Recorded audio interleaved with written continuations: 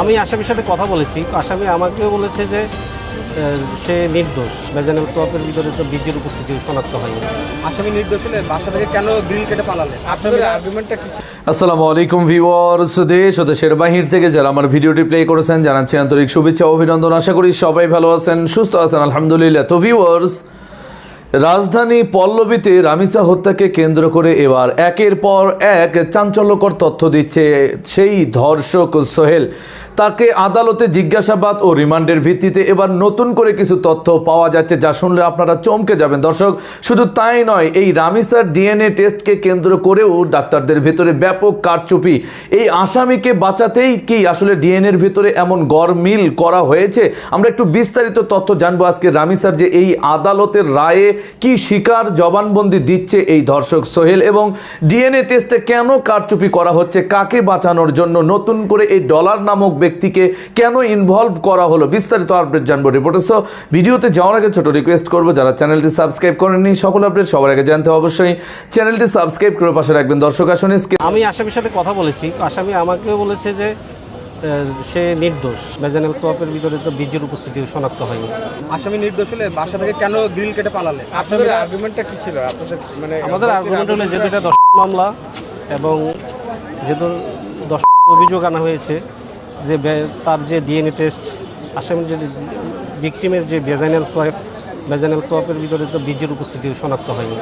এটা একটা গুরুত্বপূর্ণ বিষয়। আর যেহেতু এই মামলাগুলো চাক্ষুষ সাক্ষী ছিল না, আমরা এই জন্য অব্যাহতি চেয়েছি। ডিএনএতে কি আসামির সাথে ক্রস ম্যাচিং হয়েছে কিনা, কোনো আলামত পাওয়া গেছে কিনা আসামির? না, আমি যতটুকু আমার কাছে যে রেকর্ড আছে সেই রেকর্ডে দেখা যাচ্ছে যে বীজের উপস্থিতি শনাক্ত হয়নি। আচ্ছা, আসামি বারবার বলছিলেন যে তিনি খুন করেননি এবং দর্শনও তিনি করেননি। ডলার নামে এক ব্যক্তি দর্শন করেছে এবং খুন করেছে, সেটি আমি আসামির সাথে কথা বলেছি, আসামি আমাকেও বলেছে যে সে নির্দোষ, কিন্তু ডলার বা অন্য কারণ আমার সাথে সে বলেনি। আমি জানি না এই বিষয়ে। সে যদি নির্দেশ হয়ে থাকে তাহলে রামিসাকে কে হত্যা করেছে সেটা তো আসলে আদালতে বিচার বিশ্লেষণের পরে প্রমাণ হবে কে করেছে। আপনি কি মনে করেন যে তদন্ত কর্মকর্তা যে তদন্ত করে আদালতে চার্জশিট দাখিল করছে এটা সঠিক আছে? এটা এখনও বলার সুযোগ আসে নাই, ট্রায়ালে বোঝা যাবে সেটা আসলে। আচ্ছা, বা সোহেলের স্ত্রী তার আসলে কি দোষ, এটা আপনারা কি জানেন? কতটুকু এই ঘটনার সাথে সোহেলের স্ত্রীর কতটুকু সংশ্লিষ্টতা আছে বলে আপনারা, বা আসলে তিনি নির্দোষ কিনা, এটা যদি আমাদেরকে বলেন। আমি তো মনে করি সোহেলের স্ত্রী আসলে তার হাজবেন্ডকে বাঁচাতে যেয়ে হয়তো এই মামলা ভিক্টিমাইজ হয়ে গেছে। আসামির জন্য কোনো জামিন আবেদন করা হয়েছিল কিনা? আসামির জন্য আজকে কোনো জামিন আবেদন করিনি, আমরা করব। আসামি নির্দোষ হলে বাসা থেকে কেন গ্রিল কেটে পালালেন? আসলে এটা একটা যে প্রশ্ন করলেন আপনি, এটা এই মানে আমি কিভাবে বলবো সে কেন পালাইছে, সেটা তো আসলে সাক্ষ্য প্রমাণের বিষয়। রামিসা হত্যা মামলার আসামি নির্দোষ দাবি করেছেন। রামিসা হত্যা মামলার চার্জ গঠনের শুনানির জন্য দিন নির্ধারিত করা হয়েছিল। আজকে রাষ্ট্রপক্ষে আমরা সকল প্রস্তুতি সহ যথাসময়ে উপস্থিত হয়ে মাননীয় ট্রাইব্যুনাল তার আসনে আসীন হলে রাষ্ট্রপক্ষে উপস্থিত দুইজন আসামির বিরুদ্ধে এই মামলায় সংগঠিত অপরাধের বর্ণনা চার্জশিটের রেলিভেন্ট অংশ হতে পড়ে শোনানো হয় এবং তারপর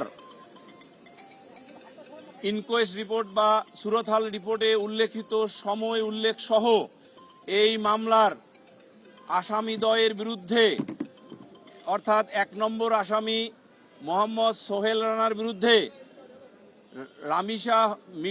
রামিসা আক্তারকে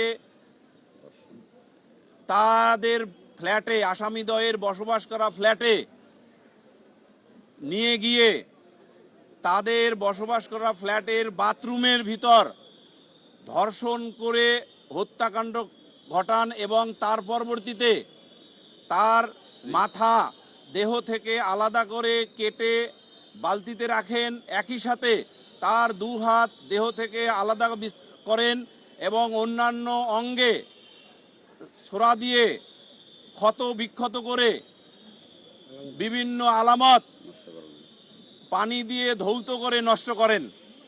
ফলে মাননীয় ট্রাইব্যুনাল 1 নম্বর আসামির বিরুদ্ধে নারী ও শিশু নির্যাতন দমন আইনের 9-2 ধারায় চার্জ গঠন করেছেন এবং 2 নম্বর আসামি স্বপ্না খাতুনের বিরুদ্ধে এই ঘটনা সহায়তা করার জন্য অর্থাৎ ধর্ষণ হত্যাকাণ্ড এই দুটি অপরাধে সহায়তা করার জন্য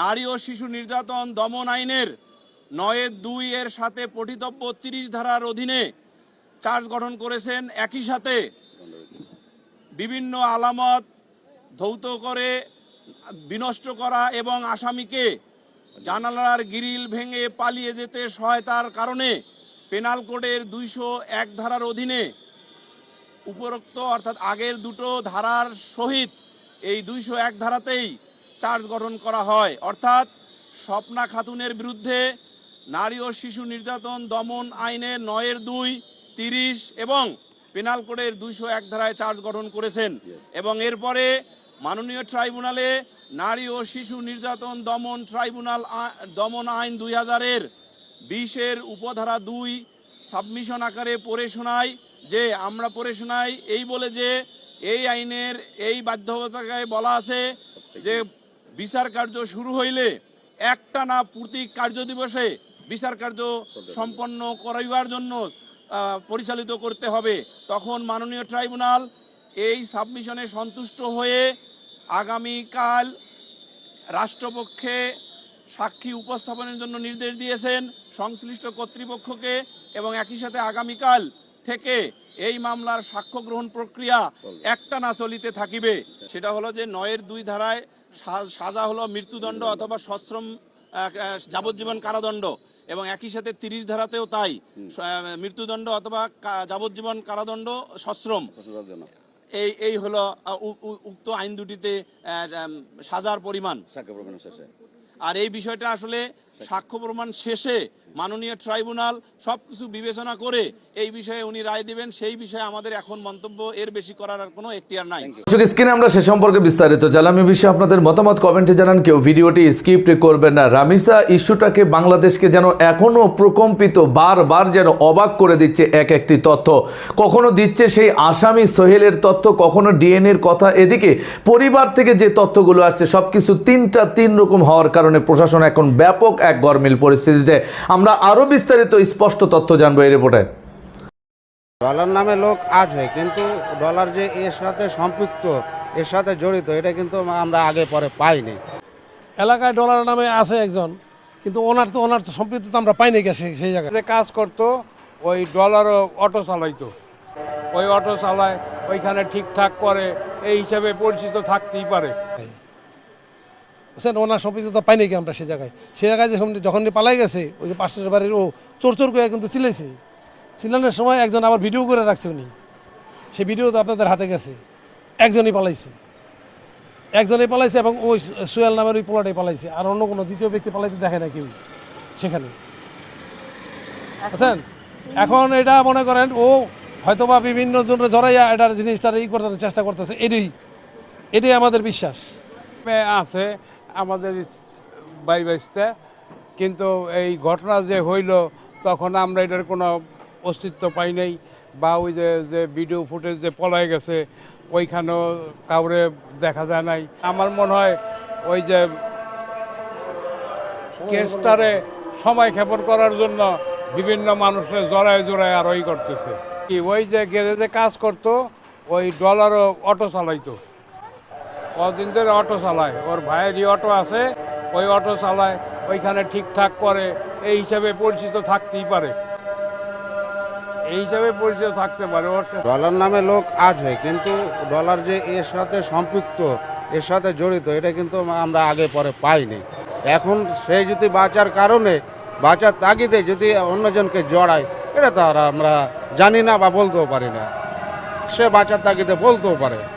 তবে ডলার নামে লোক আছে, ওনার ভাইয়ের গাড়ি ও নিজে চালায়, ও মিস্ত্রি, ওর সাথে সম্পর্ক আছে, গাড়ির কাজের মেরামতের বাবদে তার সাথে কথা বলতো, আসা যাওয়া করতো, গাড়ি ঠিক করাতো, এটুকুই জানি। তো আপনার এখানে মোটামুটি আর মাস 3 হয়েছে আসা এখানে। 3 মাসের ভিতরে যে মনির ভাই তো গ্যারেজের মালিক, ওরা এখানে কাজ করে। মনির ভাই আর খারাপ নেচার দেখছে, শুনছে। দর্শক, স্ক্রিনে আমরা সে সম্পর্কে বিস্তারিত জানলাম। সো ভিডিও এই পর্যন্ত। ভালো লাগলে লাইক অ্যান্ড কমেন্ট করবেন। দেশের সকল আপডেট সবার আগে জানতে অবশ্যই চ্যানেলটি সাবস্ক্রাইব করে পাশে রাখবেন। দেখা হবে পরবর্তী ভিডিওতে ইনশাআল্লাহ। আসসালামু আলাইকুম ওয়া রাহমাতুল্লাহ।